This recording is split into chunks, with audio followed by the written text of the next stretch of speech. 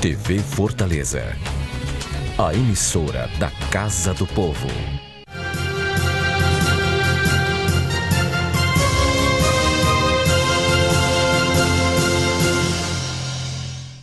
Olá, estamos dando início ao programa Educação e Trabalho. Sou o professor Taus e o tema de hoje é muito pertinente para o que estamos vivendo no mundo, na verdade, a eleição de Donald Trump e as expectativas para o Brasil.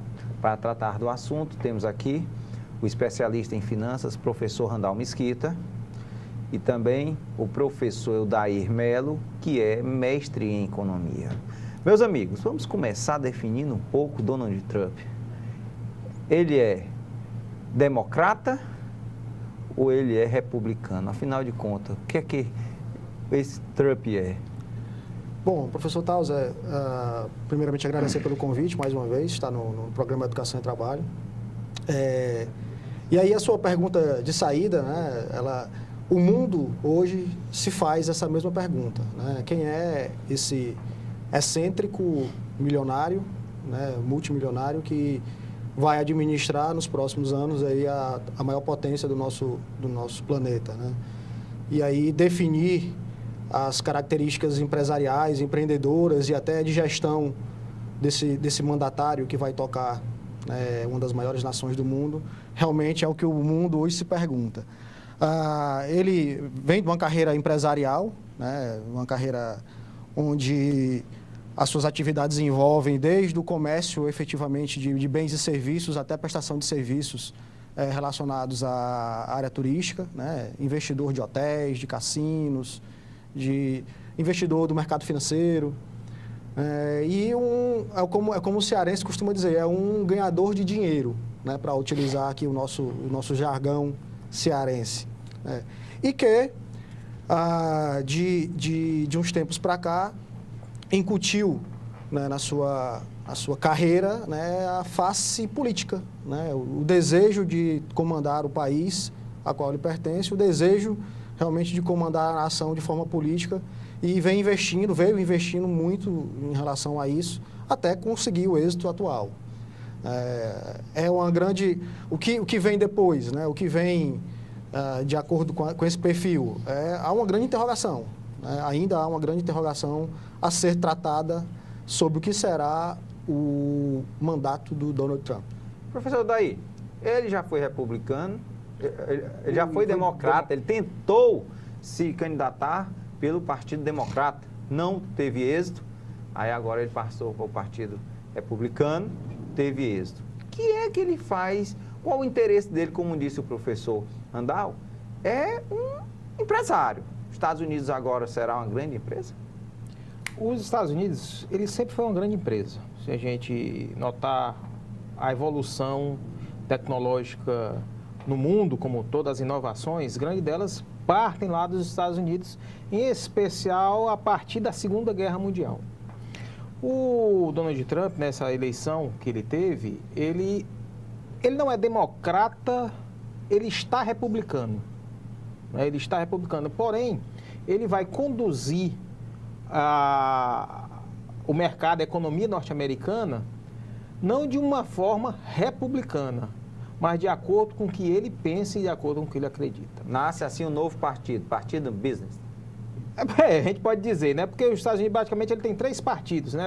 É o libertatório, o republicano e o democrata, onde esses 2 partidos, o republicano e o democrata, é o que apresenta maior evidência. Nós podemos falar que o Donald Trump, ele tem como comportamento antecipar algumas ações que ele vai fazer no futuro. A gente pode notar, como o professor Randal acabou de falar, as incertezas que acontecem se ele vai realizar ou não aquilo que ele disse anteriormente.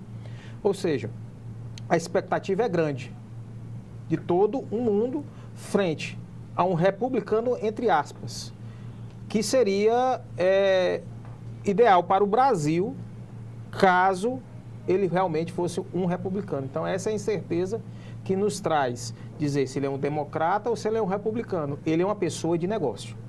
Nós podemos entender isso, tá certo? Como também ele se mostra, como todo norte-americano, um bom norte-americano. Então, nós devemos interpretar o que é que isso significa para a economia mundial e o reflexo que ela tem na nossa economia. Ele vai conseguir, então, fazer realmente dos Estados Unidos uma grande empresa e aí os Estados Unidos, mais do que nunca, vai dominar o mundo, economicamente falando? Professor Tauser, partindo do princípio republicano, né, o modus operandi de gerir a nação que os republicanos enfocam, eles têm características de aberturas com relação às relações comerciais com o resto do mundo.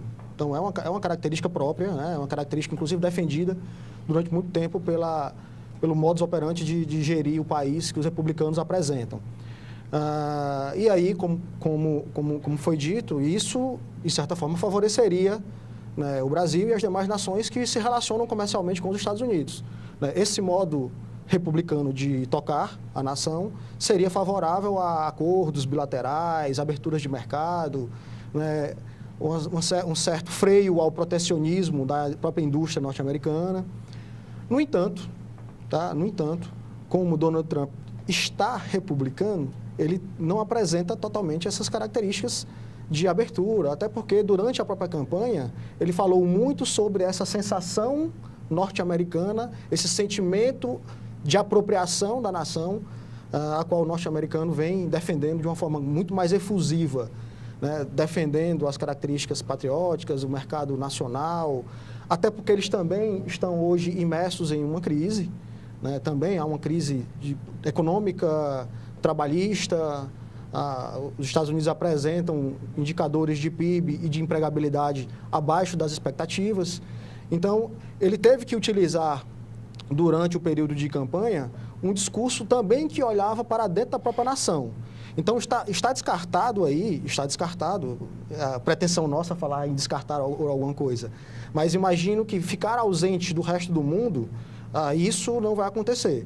Porém, a abertura proposta pelo plano republicano, de gerir a nação também não está 100% aprovada, porque os Estados Unidos apresentam muitos problemas do ponto de vista interno e isso precisa ser trabalhado de forma eficiente no início da própria gestão. Então, isso é um grande desafio para ele, né? Manter esse modo republicano de tocar as relações internacionais com o resto do mundo, olhando para dentro, para os problemas internos, a dívida pública, o déficit fiscal, a empregabilidade, que hoje também aplaca a economia norte-americana. Ele tem problemas internos, ele já se posicionou republicano na campanha, que ia defender o país, mas já foi mais moderado no primeiro discurso. Ele já disse que vai romper alguns acordos internacionais, inclusive o de sustentabilidade, né, de acordo com o meio ambiente, diz que vai romper, os Estados Unidos não vai continuar. Vai conseguir, então, ele viver isolado do mundo? O presidente, vamos chamar, né, o futuro presidente norte-americano, ele não é que ele vai ficar isolado do mundo, né? Ele disse a seguinte coisa: ele vai se preocupar com o que os Estados Unidos está fazendo. Então, ele vai fazer tudo aquilo que a sustentabilidade está querendo fazer no mundo como um todo. Ele disse, ele vai fazer a parte dele. Essa foi a leitura que eu tive.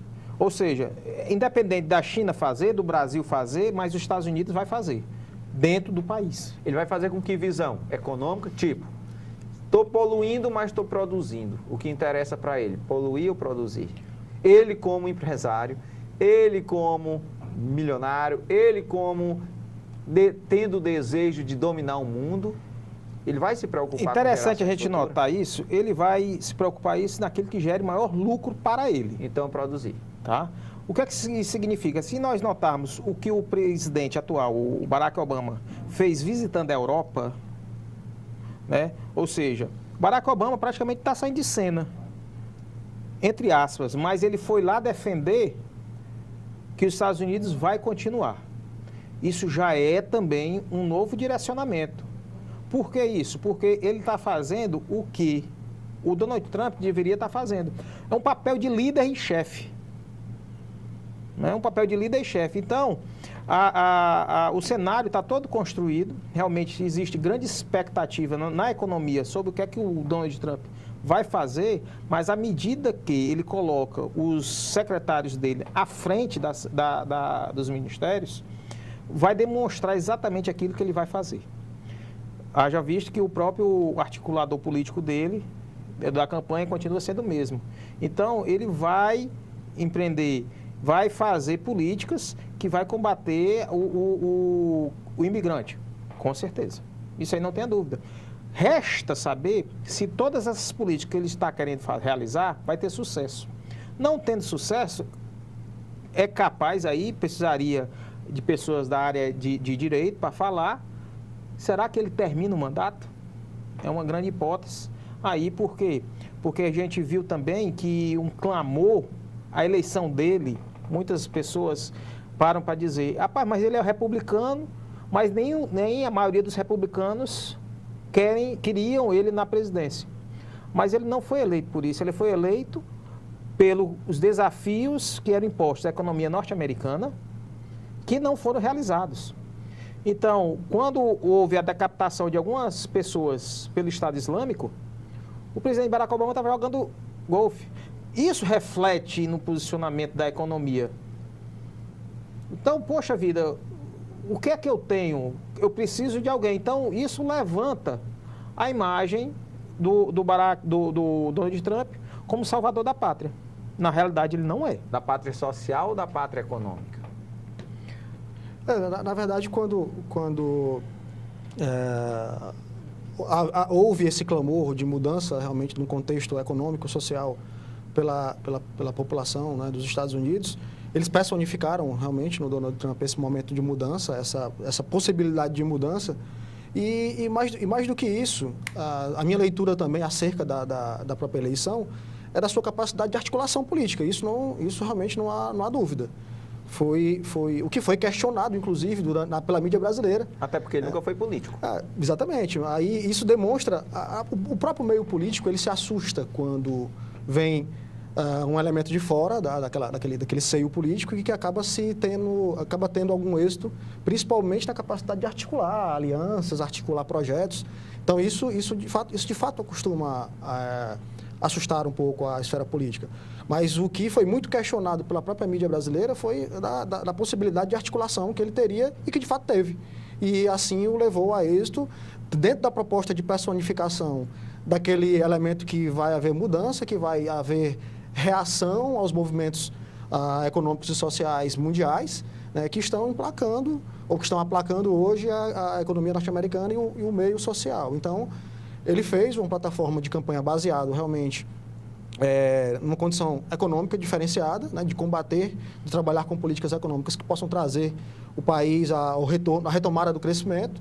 E do ponto de vista social, as questões de imigrantes que estão aplacando a empregabilidade do norte-americano nato. Né? Isso foi uma maneira muito defendida, e aí onde o grande desafio é colocá-la realmente em prática. Né? Tirar do discurso de campanha e conseguir traduzir isso em projetos, em ações que realmente tragam para a população as suas expectativas. Estamos, então, diante da desglobalização? É um termo que eu fico lembrando, em sala de aula, a gente conversa com os alunos, eu fico lembrando que o termo da moda na nossa época, né, de aluno, era globalização. Os TCCs, os artigos falavam muito de globalização. Agora com a globalização, diante da globalização, né? E agora, diante da desglobalização? Passamos pelo momento de sustentabilidade, né, também que estava muito presente, está ainda muito presente, né, nos TCCs e nos artigos, e aí surge o termo desglobalização, e aí a preço de hoje, eu não acredito em desglobalização. Né? A preço de hoje, ao cenário atual, eu não acredito nessa desglobalização. Hoje não há possível. Até porque os exemplos que temos, professor Tauser, são plenamente desastrosos. Né? Nenhum país hoje que tem como proposta ficar totalmente isolado, seja economicamente, socialmente, culturalmente, obteve êxito de curto, médio e longo prazo. Então, penso que não há desglobalização. Porém, há hoje uma responsabilidade muito maior em conduzir de forma coerente, adequada, né, as nações. E aí sim, eu acredito que há uma responsabilidade cada vez maior, até mesmo criada por instrumentos, né, jurídicos, instrumentos que permitem ao gestor maior responsabilidade diante da condição do país. E aí sim, eu acredito. Daí sim, realmente um olhar mais específico para dentro da administração pública. Mas desglobalização, não creio. Professor Taus, eu vou usar um pouquinho aqui diante de alguns fatores. A economia, né, quando começou a criar esse termo chamado globalização, na realidade, o que aconteceu? Começaram a criar os blocos econômicos, o euro, o NAFTA, da América do Sul e tudo. Que também não deixou de ser uma ferramenta de controle, de fechamento de mercado. Um fechamento maior, não era no país, mas era no globo. Exatamente. Então você tem aí, não uma globalização, você tem a criação de blocos e através desses blocos, você cria tarifas e barreiras alfandegárias, tá, para movimentar esses blocos. Na realidade, que você pegar a economia toda durante todo esse tempo, essa foi a globalização, entre aspas. Né? Então, a gente vê por quê? Porque esses países precisavam crescer e não dava mais para crescer com guerra. Um país não podia invadir o outro país para poder gerar o seu ouro, sua prata. Se degladiar. Isso não existe. Então, a gente está vivendo um outro período econômico. Ora, agora os Estados Unidos, ele tem realmente uma economia frágil, porém, continua sendo a primeira nação do mundo. E dentro disso, ele precisa se organizar. Então, necessariamente, os Estados Unidos ele vai, nesse primeiro momento, se fechar. Para quê? Para no momento seguinte, vai começar a haver o processo, aí sim, de globalização. Como o professor Randall falou anteriormente, a desglobalização ela não existe. A globalização vai passar a existir a partir de agora. Ela vai passar a existir a partir de agora, onde você vai criar até mesmo uma moeda própria, uma moeda única. Aí você começa a falar em globalização. Você não pode falar globalização na hora que você tem um Deutschmark, você tem um iene, você tem um dólar, você tem um real. Isso não é globalização. A globalização ela vai se dar na hora que você tiver uma união de países em torno de um único processo econômico. Aí sim, talvez nós estejamos passando a criar e a gerar esse nome chamado globalização. Mas eu fico com receio, professor, daí, quando você diz que os Estados Unidos vai se fechar para se organizar e depois vai iniciar um processo de globalização. Espera lá, seria ele vai se organizar como empresa e depois ele vai partir para dominar o mundo economicamente? Ele já domina o mundo, tanto economicamente, tá, como militarmente. Se você vê os Estados Unidos, ele tem frota no Atlântico e tem frota no Pacífico, né? Então, se você notar, os Estados Unidos hoje dependem tanto da China quanto a China depende dos Estados Unidos. Né? Ou seja, ele vai, o critério aqui, não vou ser tão rigoroso, na hora que a gente fala, os Estados Unidos vai se fechar. Não, ele vai se fechar realmente, tá certo? Mas vai se fechar de uma certa forma que para poder controlar a economia dele. E ele realmente precisa, ele precisa gerar mais emprego. Tá? Eu vou pedir um minutinho para os nossos intervalos. No segundo bloco, nós vamos exatamente tratar dessa globalização tendo os Estados Unidos com o potencial de ser a grande nação. Então, o que é que reflete a eleição de Donald Trump para o mundo? Um minutinho só, retornamos já.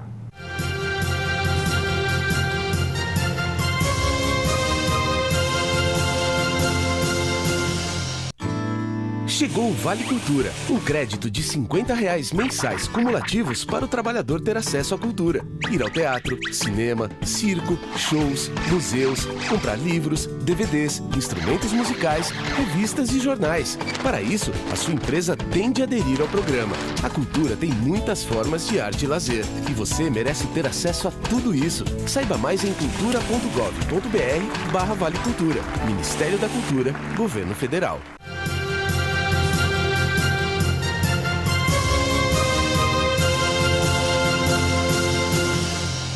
Olá, estamos de volta ao segundo bloco do programa Educação e Trabalho. Sou o professor Taus e o tema de hoje é o impacto da eleição de Donald Trump para o Brasil. Estamos aqui com o professor Randall Mesquita, especialista em finanças, e o professor Eldair Melo, que é mestre em economia. Encerramos, professores, o primeiro bloco com questionamentos sobre o impacto para o mundo dessa centralização dos Estados Unidos e esse potencial dele de dominar o mundo economicamente depois que ele se fortalecer internamente. Como é que a gente pode interpretar isso? Professor Tausa, no primeiro momento a gente, nós latinos, né, latino-americanos, nós brasileiros, a gente sempre tem projeta aquela imagem que os Estados Unidos é a nação que domina o mundo, né, que tem como objetivo a dominação mundial, ter sob controle todas as ações que envolvem a economia, a política, militares e por aí vai. Que é um modelo construído pós Segunda Guerra Mundial, né? E a gente percebe que a orientação global, ela não necessariamente depende de alguém que conduza esse processo. Na verdade, cada vez se preza mais, cada vez se prega mais a ideia de que o mundo ele tem que crescer de forma homogênea, né, ou de forma compartilhada, né? E dentro desse modelo compartilhado, esse modelo de nação norte-americana que conduza os movimentos globais, ele não tá assim tão em evidência. O que é que a gente prega hoje? É que os Estados Unidos eles têm realmente uma polarização do ponto de vista econômico, no entanto, ele precisa compartilhar conhecimento, tecnologia, ele também precisa captar conhecimento e tecnologia. Então, como falamos agora há pouco, nenhum país digamos, autossustentável do ponto de vista, seja econômico, seja político, seja cultural. Então, ele precisa compartilhar vivências, compartilhar recursos, tá? E dentro desse ponto de vista, a economia norte-americana vai depender da influência externa também. Ela vai influenciar, claro, os demais países do mundo, mas ela depende também da influência externa ou da própria polarização dos outros países que investem e que transitam pela economia norte-americana. Quando a gente fala que é necessário, um primeiro momento, o fechamento da economia norte-americana, é como toda empresa necessita de um momento onde ela vai ter que rever os seus controles, rever os seus processos, fazer o seu dever de casa, né, fazer a sua tarefa de casa. Ou seja, revisões fiscais, revisões econômicas, revisões sociais, para que possa realmente dar um passo para trás para conseguir seguir em frente. Só consegue ir para frente se você estiver organizado em casa. Exatamente.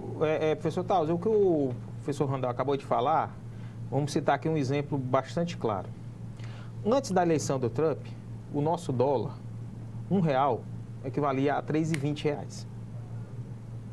Depois que o Trump foi eleito, o dólar já chegou a 3,47. Então, o que é o dever de casa? A economia brasileira hoje ainda é muito dependente da economia externa. Diferente da economia norte-americana, que tem um mercado interno mais fortalecido. Então, quero que isso venha a influenciar. Ora, se o meu mercado interno, eu norte-americano, meu mercado interno está fraco, eu tenho que fortalecer o meu mercado interno. E é isso que o Donald Trump deve fazer. Ele deve fortalecer cada vez mais o seu mercado interno para que, a partir daí, ele cresça aquilo que ele realmente deseja. O presidente do Fed, o Federal Reserve, que é o Banco Central norte-americano, ele já passou a taxa, que era 1,50 dos tesouros de 10 anos, para 2,10. E já está previsto ele chegar a 3%. Ou seja, as pessoas querem também o quê? Segurança. Os investidores querem segurança. Já que os investidores querem segurança, eles necessitam dessa segurança, eles vão migrar esse dólar para um país mais confiável. Olha aí. Então, quer dizer, ele vai ter rigor fiscal, eu não acredito que ele vá ter. Porque a política republicana pelo contrário, vai ter um aumento dos gastos públicos e ele vai até mesmo liberar os impostos. Vai afrouxar a política tributária dele. Então, isso tudo para quê? Para que os Estados Unidos comecem a investir. Nesse investimento, gerar poupança e ele crescer mais ainda.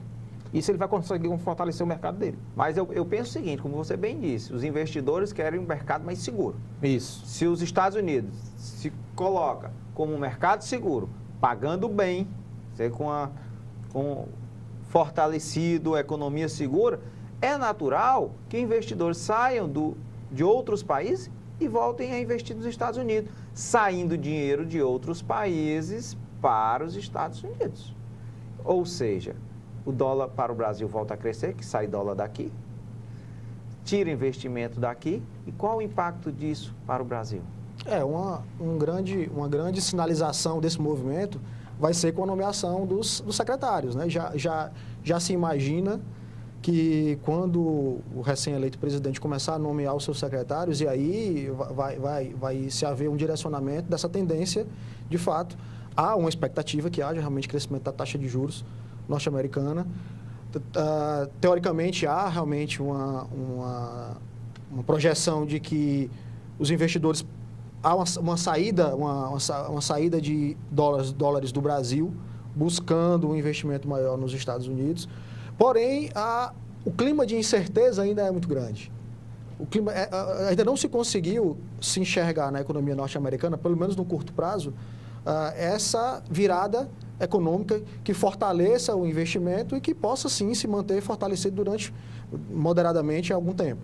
Então, por outro lado, também se percebe essa tendência de incertezas ainda no Brasil, né? E talvez aí o impacto principal, né, ou o impacto inicial da eleição do Donald Trump no Brasil seria, se o Brasil tivesse hoje um cenário mais confiável, ele estaria sim sendo, né, um porto seguro para quem hoje está lá, né? Eu não vou dizer que nós estamos perdendo uma oportunidade, mas está aí estampado uma oportunidade interessante à nossa frente e que se a nossa economia estivesse minimamente organizada, seria realmente um porto seguro para receber esse investidor que está ainda com incertezas no mercado norte-americano, que poderia encontrar aqui no Brasil minimamente algum tipo de segurança.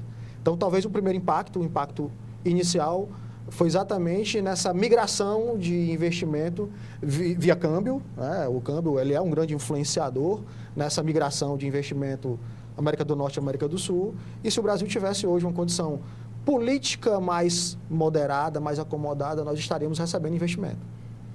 Isso é tão fato que o professor Randall acabou de falar, que o câmbio ele influencia diretamente na inflação aqui no Brasil.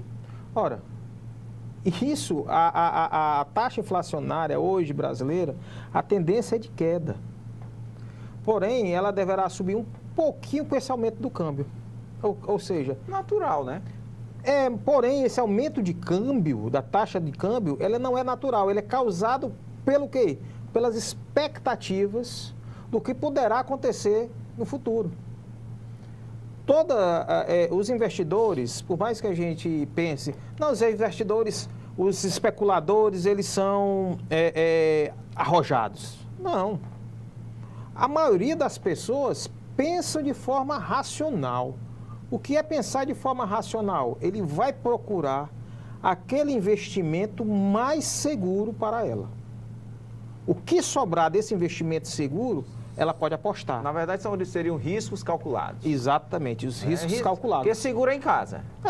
Seguro é em casa. Você vai procurar... Nem em casa, porque ainda tem a inflação, né? Ele perde ainda aquele dinheiro dos bandidos, né? Ainda tem os bandidos, né? Ele perde aquele dinheiro dele. Mas ele vai procurar aquele investimento que vai lhe trazer maior segurança possível, dada aquela situação.